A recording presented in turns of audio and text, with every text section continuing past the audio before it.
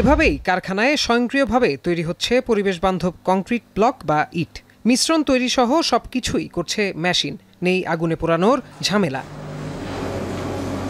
নেত্রকোনা জেলার কেন্দুয়ায় দুটি কারখানায় প্রতিদিন তৈরি হচ্ছে শত শত কংক্রিট ব্লক সহ নির্মাণ কাজে ব্যবহারের নানা ধরনের ব্লক। নির্মাণ শিল্পের বাজারে জনপ্রিয় হয়ে উঠছে এই কংক্রিট ব্লক।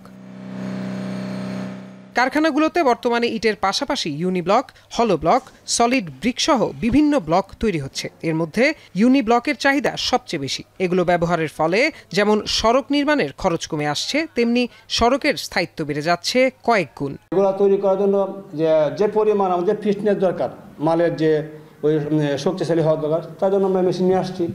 ওই যে দেখেন পিএসআই মেশিন নিয়ে আসছি। এই মেশিন দিয়ে আমরা ডে বাই ডে প্রতিদিনের মাল টেস্ট করতেছি। এখানে আমরা যেটা ইট বালু সিমেন্ট দিয়ে পাথর তৈরি করতেছি, এখানে আপনার কোনো প্রকার বায়ু দূষণ নাই, কিছু নাই, পরিবেশ বান্ধব। ইটের ভাটায় আগুনে পোড়ানো ইটের তুলনায় এসব কারখানায় ইট তৈরিতে পরিশ্রম একেবারেই কম। তাছাড়া আগুনে পোড়ানো ইট তৈরির ক্ষেত্রে নানা রকম ঝুঁকি থাকলেও কংক্রিট ব্লক তৈরিতে কোনো ঝুঁকি নেই। এগুলো হচ্ছে ইউনি ব্লক, এগুলো মূলত রাস্তার কাজে ব্যবহার করা হয়। পেট্রোলি ওয়ার পরিবর্তিতে আমরা অনেক ভালো আছি। যারা বেকার কৃষি কাজ করতাম, ওরা সবাই মিলে ওটাতে কাজ কাম করে সংসার কোনো রকম ভালোই মোটামুটি চলতেছে।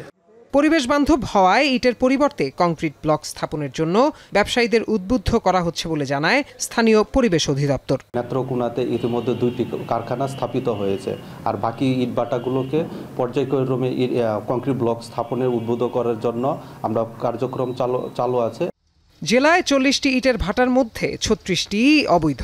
এসব ভাটা বন্ধে নিয়মিত অভিযান পরিচালনা করছে প্রশাসন। ইতোমধ্যে 10টি ইটের ভাটা ধ্বংসের পাশাপাশি 9,70,000 টাকা জরিমানা আদায় করেছে প্রশাসন। এখন নেত্রকোনা।